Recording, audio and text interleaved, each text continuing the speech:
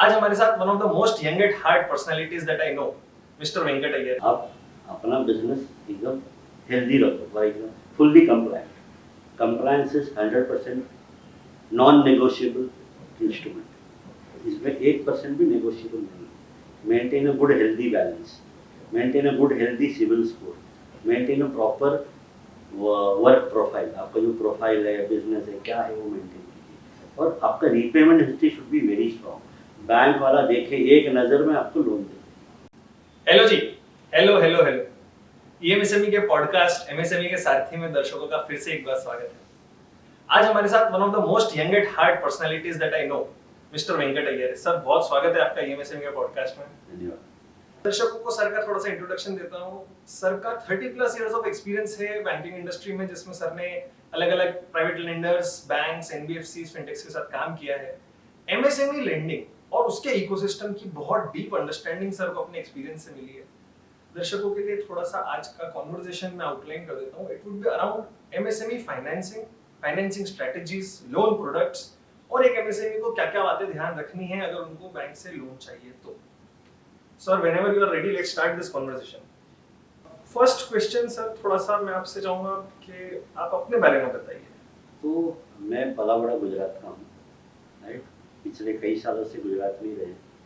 पहला जॉब भी गुजरात में ही हुआ, बड़ौदा शहर में था।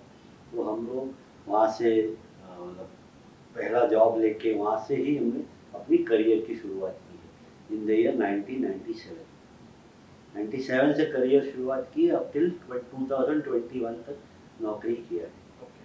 उसके बाद हमने सोचा, when I was at the age of 48, मैं सोचा कि आगे क्या किया जाए, बिजनेस करें, क्योंकि सब कुछ नौकरी में पा लिया है। अभी इसके आगे मैं सोचा आगे आगे बढ़ना, तो एक लेवल तक पहुंच गया हूँ, उससे आगे मैं नहीं जाना, कुछ अपने हिसाब से कुछ करना है। तो that was a thought process. It took almost 4 years to come to this thought process with all approvals of family approval, my approval, all that। वो होते होते 4 साल लग गए। 4 साल के बाद हमने कंपनी लॉन्च किया इन द ईयर 22। पहले प्रोप्राइटरशिप था, बाद में एलएलपी ज्वाइन किया 23 में। Almost 3 years now the company launch हो गई। ब्रिज कंसल्टेंट एलएलपी होगी, 3 साल होने वाले। तो वहाँ से करते मैं सोचा, लोन्स तो मैंने वो देखे हैं, रिटेल लोन्स ज़्यादा देखे थे, पर मैं बोला वाई नॉट एमएसएमई। एमएसएमई जो इंडिया की बैकबोन है, उसको कैसे आगे लाया जाए, that was the thought process.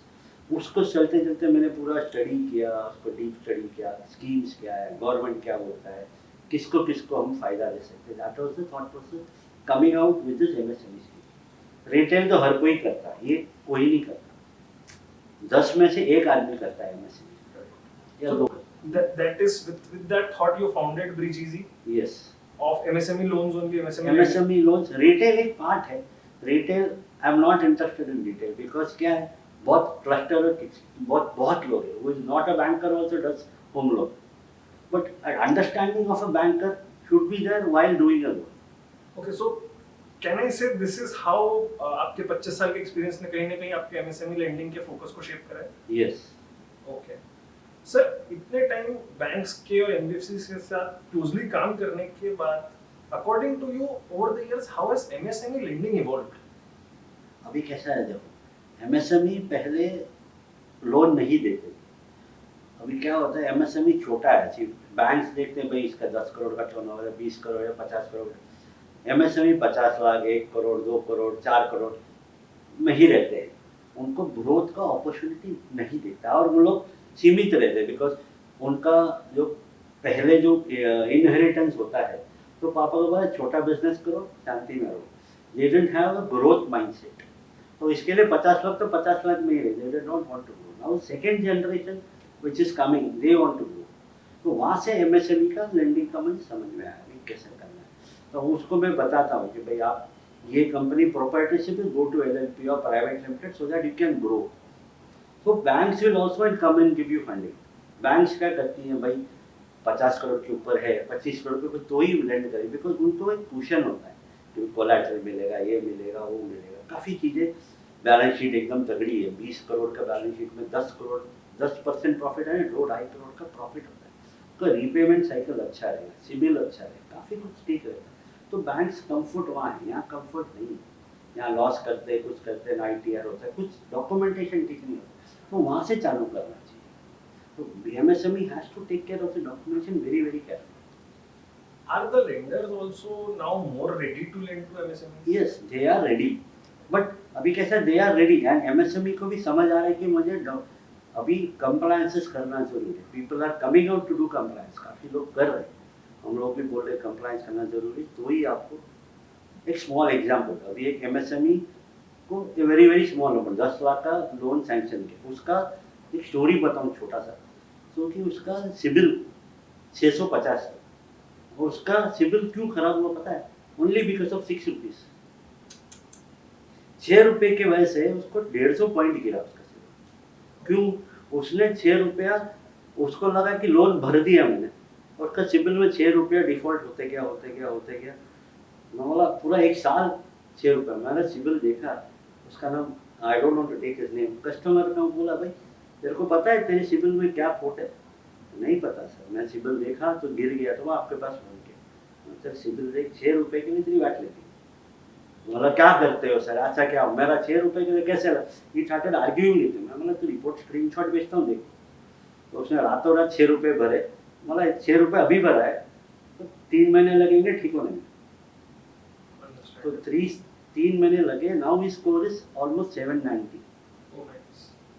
उसको स्कोर इंप्रूव कराया, वो कराया। अभी now I got sanctioning for 15 lakhs। अभी उसको लोन दिया है।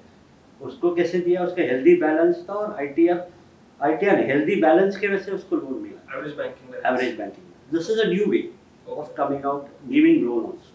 So the lending has evolved in this way. Lending account balance के ऊपर मिलता है, GSTP के मिलता है, ITR पे मिलता है। ये टू नए हैं। अब GST बराबर फाइल करो, प्रॉपर्ली फाइल करो, अच्छा अमाउंट करो, उस पर भी आपको 25% of the GST amount is given as funding to. Okay. Sir majority, जैसा आपने अभी एक सिविल का चैलेंज टच करा, और ऐसे कौन से चैलेंजेस हो सकते हैं जो MSME को लोन नहीं मिलने के कारण होते हैं? अभी देखो इसमें पहले तो डॉक्यूमेंटेशन क्लियर नहीं है, उनका क्रेडिट प्रोफाइल ठीक नहीं है, और उनका क्या बोलते हैं आगे जाके उनका थॉट प्रोसेस नहीं। There is no business plan as such. पापा ने बिजनेस दिया, चला रहा हूँ, आगे क्या सोचना है, मैं प्रोडक्ट कैसे इवॉल्व करूँ, नया प्रोडक्ट कैसे लाऊं, वो थॉट प्रोसेस नहीं है। अभी जो सेकेंड या थर्ड जनरेशन है वो दुनिया देखते हैं भाई कैसा ग्रो होगी। यूट्यूब से भाई एक अचार वाला भी 100 करोड़ का बिजनेस कर रहा है, बोला मैं क्यों ना करूँ। वो थॉट प्रोसेस प्रोवोक कर रहा है लोगों को नए नए प्रोडक्ट लाने। That is how it is growing. That is why ये गवर्नमेंट स्कीम्स में भी काम आता है। सर जब लोन की बात आती है तो लोगों को जनरली दो ही चीजें समझती है। एक तो टर्म लोन होता है जिसका EMI भरा जाता है, एक वर्किंग कैपिटल लोन होता है जिसमें ईयर ऑन ईयर इंटरेस्ट होता है, जो आपका CC अकाउंट OD अकाउंट होता है। आजकल कुछ एक इनवॉइस फाइनेंसिंग भी चालू होती है।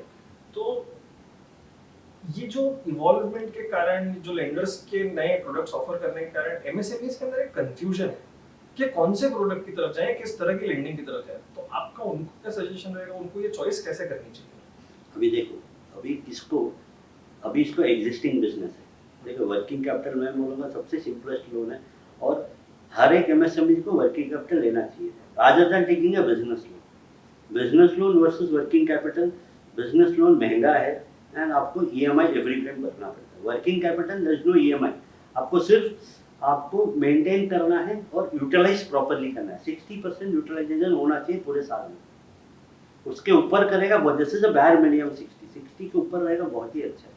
So the bank will consider you as a proper entrepreneur who is क्या बोलते हैं, क्रेडिट को प्रॉपरली यूज करते हैं, तो उनका प्रॉफिट भी बढ़ेगा, टर्नओवर भी बढ़ेगा। On the turnover next year you will again go up in working capital. That is why I recommend working capital very strongly to each MSME। Sir तो ये आपने बताया एग्जिस्टिंग बिजनेस को वर्किंग कैपिटल बेस्ट हो जाता है आपके हिसाब से।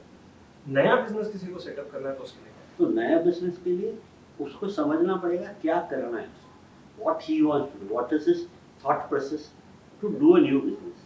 For example he want to manufacture a tawa manufacturing is one thing, you want to manufacture steel, road blocks, क्या क्या उसको क्या मैन्युफैक्चर करना है। फॉर एग्जाम्पल अभी आयुर्वेदिक का प्रोडक्ट करना है, उसको कैसे मैन्युफैक्चर किया जाए। तो मैं बोलूँगा उसको एटलीस्ट 1 या 2 साल का एक्सपीरियंस करेगा या कुछ करेगा तो ज़्यादा अच्छा रहेगा। ही विल, मैं क्यों ये बोल रहा हूँ, because you have to clear the bank के थ्रू ही अल्टीमेटली फंडिंग आना है हमको। कहीं कुछ बोलो बैंक की फंडिंग, और कोई फंडिंग नहीं देने वाला। बैंक एनबीएफसी यही फंड देने। प्राइवेट इन्वेस्टर बाद में बात करूँगा, अभी बात नहीं करूँगा, कंफ्यूजन हो जाएगा।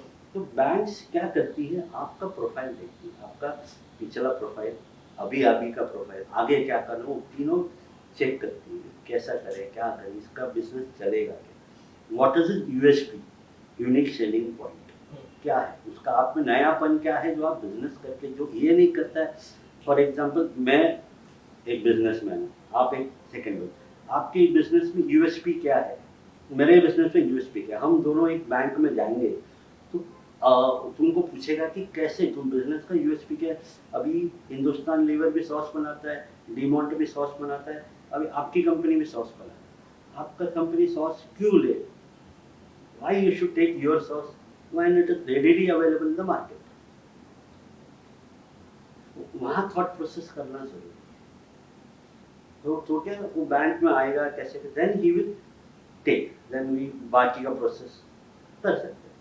पहला फाउंडर का थॉट प्रोसेस करना जरूरी है। सर तो ये हमने डिफरेंस समझा कि वर्किंग कैपिटल या टर्म लोन ज़्यादा करके, अगर एग्जिस्टिंग बिजनेस है तो वर्किंग कैपिटल पे चाहिए, अगर नया बिजनेस है तो क्या कर रहे हैं उसके ऊपर डिपेंड करेगा कैसा फिनेंस लेना है। एक और एक फिनेंस में कंफ्यूजन होता है कि मुझे सिक्योर्ड करना है या अनसिक्योर्ड करना है। Okay. What would be the best fit for what situation? What is the best fit?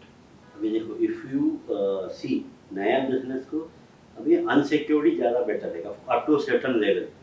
बाद में अभी बैंक्स कोलैटरल लेती है, why, because you are a new person. Collateral can be FD also.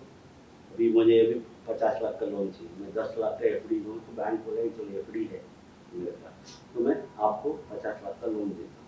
तो that is how, that is a very common collateral. Collateral लोगों को ये समझते हैं घर ही कोलैटरल होता है, हालांकि ना घर नहीं होता, घर होता, FD is also collateral, gold is also collateral, all this things are collateral. तो इसको करते ही करना है। तो यहाँ पे भी लोगों को अनसिक्योर्ड इज अभी करना जरूरी है, बिकॉज बैंक गवर्नमेंट भी बोलती है अनसिक्योर्ड आपको देते हैं, तो you should take that only to start your business. मतलब भाई व्हाट इज द डिफरेंस? तो बिकॉज सी इनको कोलैटरल का चैलेंज जाएगा। मैं एक घर में रहता हूँ, उसको रेंट में, रेंट का घर कोलैटरल नहीं जा सकता। नॉर्मली लोगों का ओन का हाउस होता है तो वो देना नहीं चाहते, भाई मैं बिजनेस कर रहा हूँ तो मेरे घर पे असर ना हो। That is what the fear in that, में अगर बिजनेस नहीं चला तो घर भी चला जाएगा।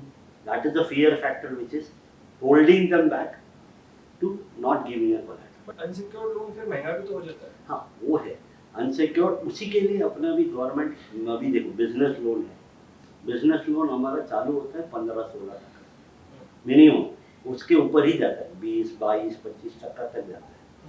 अभी if you take government scheme loan हम जाते हैं तो वहाँ पे हमको 10 to 12 के बीच में रेट ऑफ इंटरेस्ट मिलता है, which is much lower than the business loan. And ये गवर्नमेंट वाला लोन जो आप बोल रहे हैं, गवर्नमेंट स्कीम का लोन, ये भी कोलैटरल फ्री होता है कोलैटरल फ्री।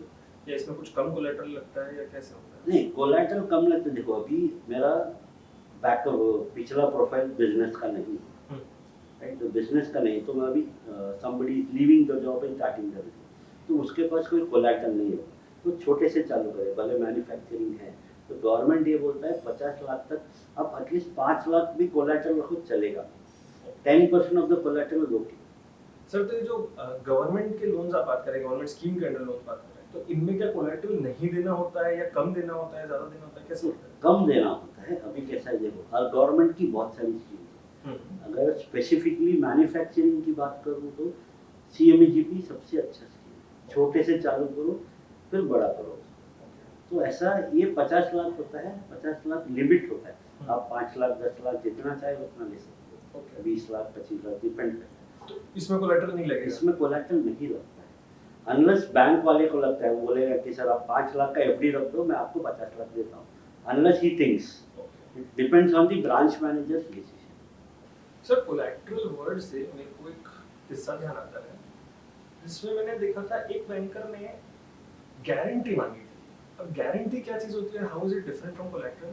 तो गारंटी क्या होता है ना, गारंटी अभी लगता है कि तुम्हें आप मेरे दोस्त है, कोई दोस्त है मेरे, राइट, वो बोलता है यार वेंकट मेरे को लोन चाहिए, मेरे लिए तो गारंटर होगा क्या, बिकॉज बैंक गारंटर के बिना लोन नहीं दे रहा है। मैं ठीक है, मेरा दोस्त है, बहुत पुराना दोस्त है, चलो ठीक है मैं साइन कर दूँ, it's a form, guarantor form कि you are liable if the loan लेने वाला लोन चुकाता नहीं, इट कम्स ऑन यू, तुमको चुकाना पड़ेगा, दैट इज हाउ।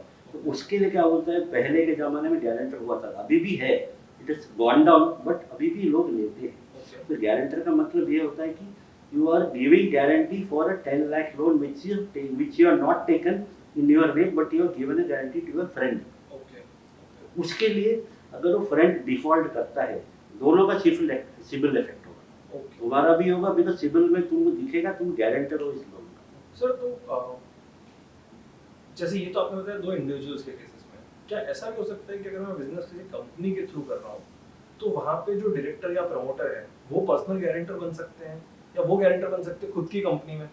नहीं, वो तो डायरेक्ट, वो तो ऑलरेडी है, अच्छा, ओके। बस उनका खुद का बिजनेस है, वो डायरेक्टर ही है, anyway directly involve in this business. Okay अगर वो बिजनेस नहीं चला उसको ही जाके पकड़ेंगे। ओके कि bank is giving loan 1 crore, चला नहीं तो पहले डायरेक्टर का ही कोलेटरल पे हाथ करेंगे, उसका घर, उसका फैक्ट्री, मशीनरी, जमीन, उस पर ही हाथ करेंगे। इसलिए लोग कोलेटरल देने से डरते हैं, unless is very confident that मेरा बिजनेस 100% चलेगा।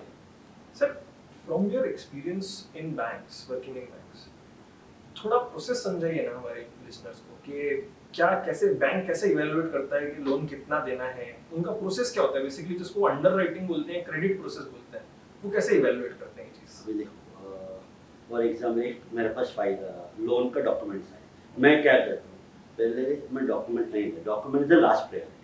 पहला मैं फाउंडर का जानना चाहता हूँ क्या करना है, क्यों चाहिए loan, purpose and business plan, दोनों सबसे इम्पोर्टेंट चीज़ है लोन से लेने से पहले। तुम्हारा बिजनेस प्लान क्या है, बिजनेस का लोन का पर्पस क्या है। बिजनेस प्लान ये है कि तुम क्या बिजनेस करना चाहते हो, क्यों करना चाहते हो, किस लिए करना चाहते हो, कौन से इंडस्ट्री को टारगेट करना चाहते हो, ये 4 चीज़ें हैं जो बिजनेस प्लान में आना जरूरी है। उसके वजह से क्या होगा, सामने वाले को समझेगा कि तुम ये बिजनेस करना चाहते हो, आपके कॉम्पिटिटर्स क्या हैं, क्या क्या करते हैं, आप एक कॉम्पिटिटर में आओगे तो आप क्या नयापन लेके आओगे। That is what business plan covers the whole thing, whole life cycle of business. उसके लिए बिजनेस प्लान बहुत जरूरी है। लोग पेपर में तो लिख के लाते हैं, उसको एग्जीक्यूट कैसे किया जाए, एग्जीक्यूट करने के लिए उसका बैंक सबको हेल्प करेगी लोन पर। तो पर्पस ये है कि तुम लोन लेते हो कैसे यूज करो, फंड यूटिलाइजेशन बोलते हैं इसको। फंड यूटिलाइज, तुम कौन सा पैसा, कितना पैसा कहाँ लगाओगे, मशीनरी में 50%, फिर बाद में बिल्डिंग बनाओगे, कंस्ट्रक्शन करोगे उसमें 20%, फिर एम्प्लॉय रखोगे, उसका रजिस्ट्रेशन करोगे, जगह देखोगे, वो सब मिला के एक प्लान बनता है। वो पर्पस वहाँ पे दिखता है कि ये पर्पस के लिए मैं लोन ले रहा हूँ।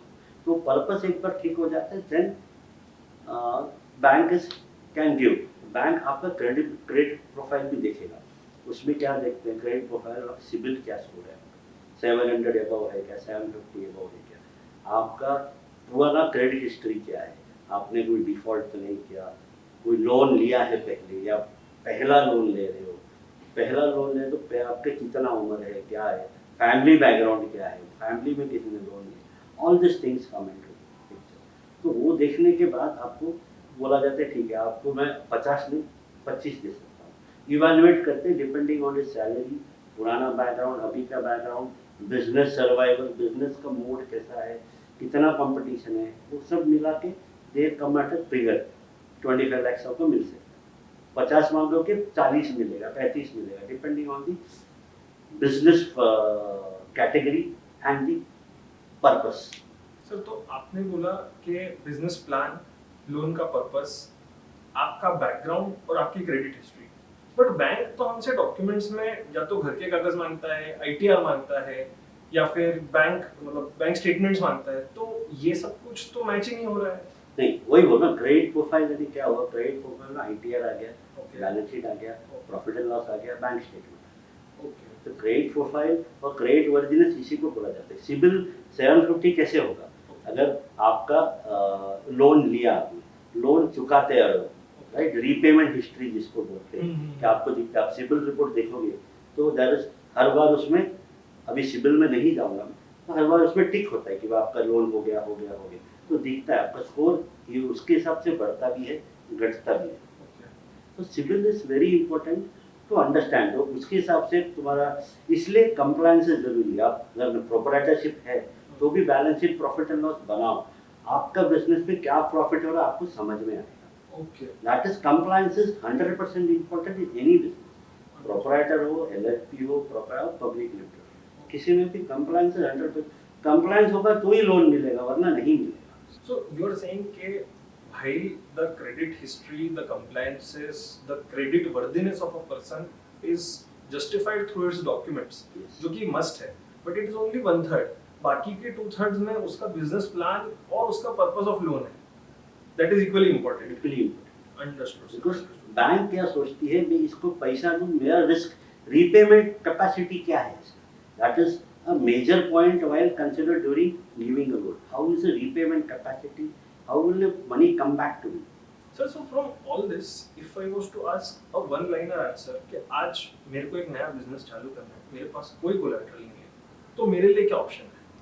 तो आपके लिए ये ऑप्शन है, आप पहले क्या बिजनेस करोगे, पहला बिजनेस प्लान करोगे, कंप्लायंस करो, कंपनी फॉर्म करोगे, प्रोप्राइटर हो कोई भी हो, पहले कंपनी फॉर्म करोगे, बिजनेस प्लान बनाओगे, बाद में बिजनेस का पर्पस दोगे, जैसे मैंने बताया, ये 3 चीज पहले करोगे तो ज़्यादा इम्पोर्टेंट। फैमिली बैकग्राउंड क्या है, आपका पिछला कोई फैमिली बैकग्राउंड है तो आपको सर, तो जैसा आपने बताया कि बैंक्स मना भी कर देती है, ऐसे और क्या कॉमन रीजंस होते हैं जिनके कारण लोन्स रिजेक्ट होते हैं?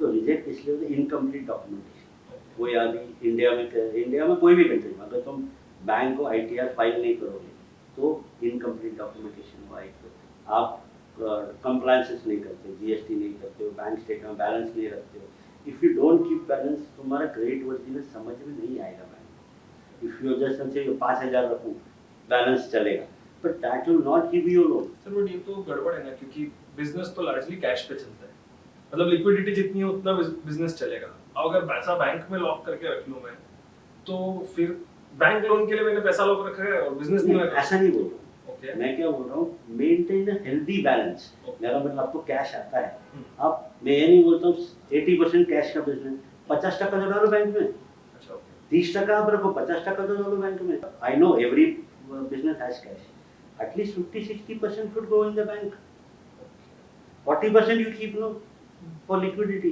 बैंक में भी लिक्विडिटी, हाथ में भी लिक्विडिटी, दोनों जगह बल्ले बल्ले है। और क्या है, तो बैंक को वही चाहिए।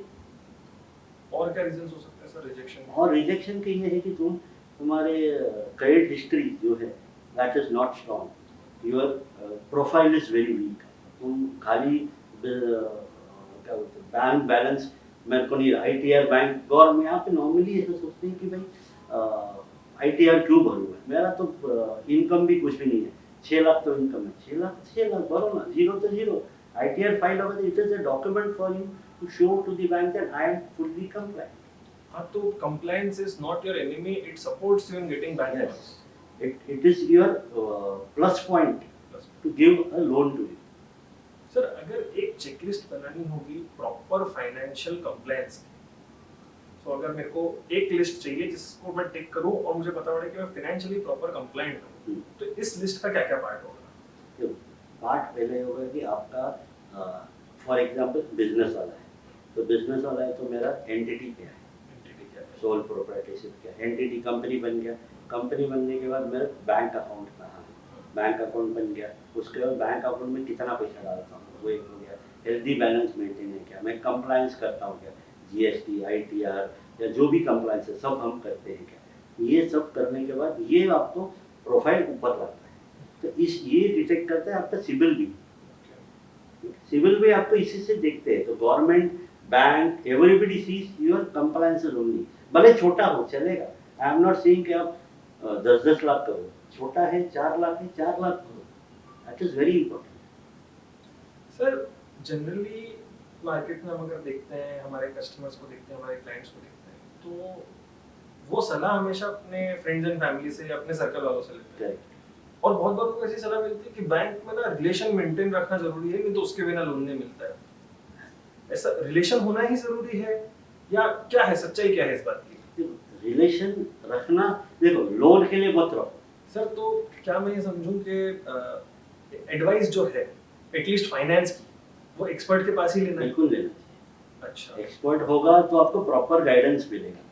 बिल्कुल। जैसा आप बता रहे हैं कि रिलेशन जो है वो सिर्फ डॉक्यूमेंट फॉरवर्ड में काम आएगा, अल्टीमेटली अप्रूवल तो डॉक्यूमेंट्स के बेसिस पे होगा और वो एक्सपर्ट ही बता पाएगा। एक्सपर्ट ही होगा। Okay sir.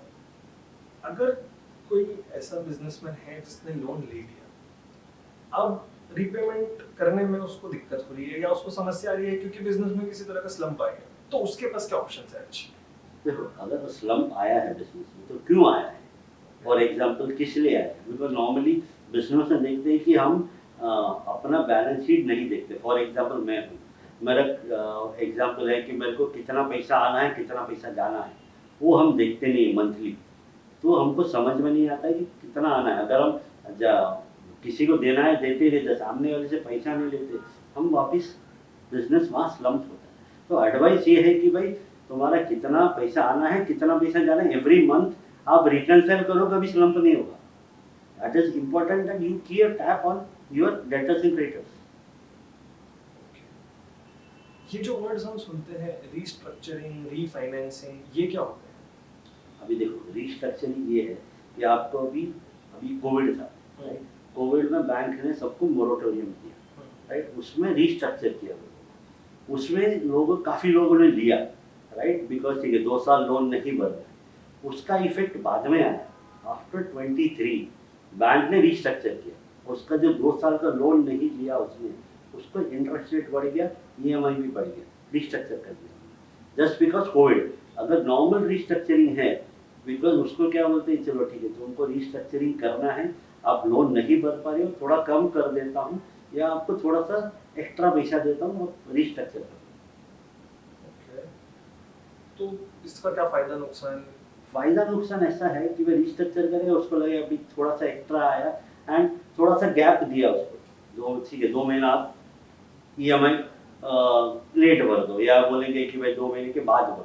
That is a banks call, it can not be taken by a customer, it is a banks call whether to give you a moratorium or not give you a moratorium।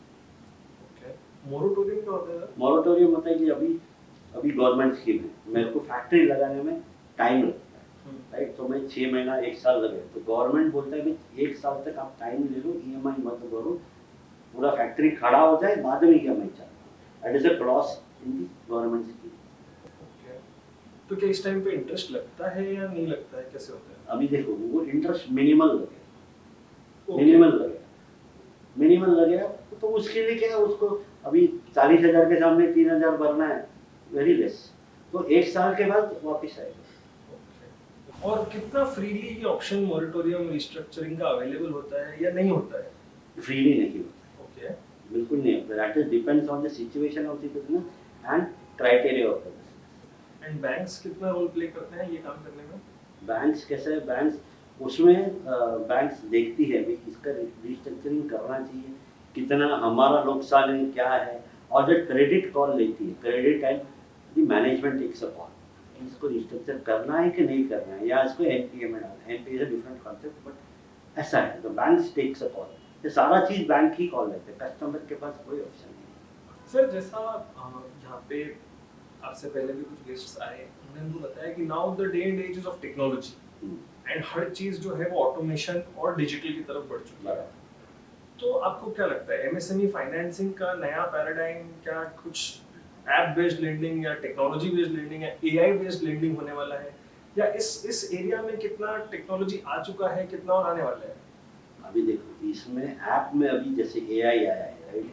AI आने के बाद काफ़ी कुछ easy हो गया। अभी अपना अभी डॉक्यूमेंट्स मैं चाहता हूँ कि ऑनलाइन हो जाए, इवन नेशनलाइज बैंक का ऑनलाइन, नेशनलाइज बैंक अभी भी पेपर पे ही काम करती है, वो भी ऑटोमेट हो जाएगा, तो इजी हो जाएगा, तो लोन प्रोसेस फास्ट होगा, आपको सिबिल स्कोर ऑनलाइन दिखेगा, सब कुछ। सिबिल स्कोर भी 15 दिन में अपडेट होना है, अभी क्या होता है 1-1.5 महीना लगता है, तो that will also get updated every weekly update होगा, तो आपको वीकली रिपोर्ट दिखेगा, तो उससे क्या आपको समझ में आए कि मेरा स्कोर इतना है, इतने तक जाएगा, तो ऑनलाइन सब कुछ दिखेगा, तो उससे क्या डिजिटल प्रोसेस फास्टर, तो 1 महीने के बदले 15 दिन में हो जाएगा लो, दैट इज एडवर्ट टेक्नोलॉजी का है।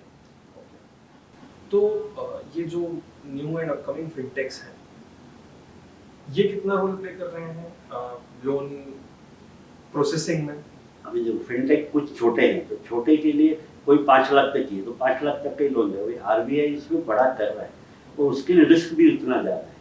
अभी तुम्हारा डिजिटल जाते हो तो डिजिटल में फेक डॉक्यूमेंट है या ओरिजिनल डॉक्यूमेंट है वो भी चेक करना पड़ता है, क्योंकि स्टेटमेंट लिया, ऑनलाइन स्टेटमेंट लिया तो it should be properly seen, bank emblem, bank का लोगो, बैंक का सब कुछ दिखना चाहिए। खाली एक प्लेन पेपर पर स्टेटमेंट ले that will not work, that is not acceptable by the bank and should be in PDF format only, it's non tampered.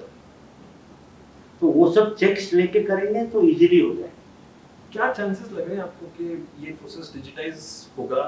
100% 100% हो जाएगा? 100%। एंड कितने टाइम में होगा? I think next 2 years, next 2 years? 2 to 3 years में होना चाहिए। Because क्या होगा ना, अगर ये नहीं होता है, एआई सब कर रहे हैं, तो एआई का फायदा क्या होगा? अगर ये पूरी जो अपनी कन्वर्सेशन हुई, इसकी समरी के हिसाब से किसी को लेंडिंग का समझ लेना है, इस पूरी कन्वर्सेशन की समरी के हिसाब से अगर किसी को लेंडिंग का समझ लेना है तो वो कैसे समझेगा? क्या 4-5 लाइनों में उसके लिए समरी क्या हो सकती है?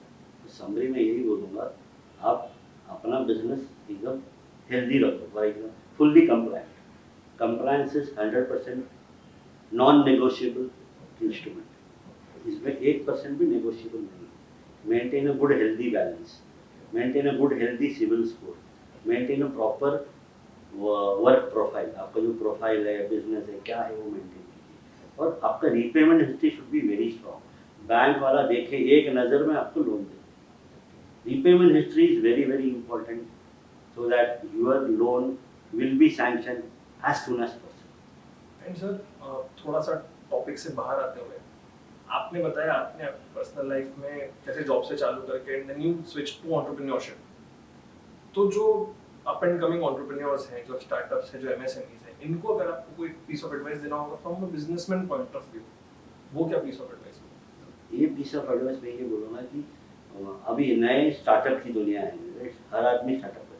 तो स्टार्टअप आपका, मैं ये भी बोलूँगा, coming back to same, USP क्या है, what is the USP which you are giving to the client.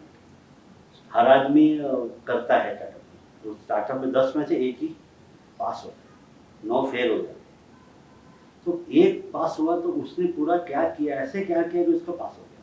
तो यूएसपी आपका जो टेक्नोलॉजी, आपका जो अंदर आपका जो कन्विक्शन है, कैसे बिजनेस प्लान बने, क्या किया, वो ही आपको मदद करेगा। That is the only thing. USP is very very highlight of the important. What different are you from the crowd. So अगर मैं गोल्डन नगेट्स बोलूंगा तो एक आपके बिजनेस का यूएसपी और दूसरा आपके बिजनेस की compliance. So viewers, that was our conversation with mister Venkat Iyer, जिसमें से गोल्डन नगेट्स आपके लिए है, आपके बिजनेस का आपको यूएसपी पता होना चाहिए, एंड दूसरा compliances and healthy business are non negotiable. Maintain good compliances, maintain a healthy bank balance.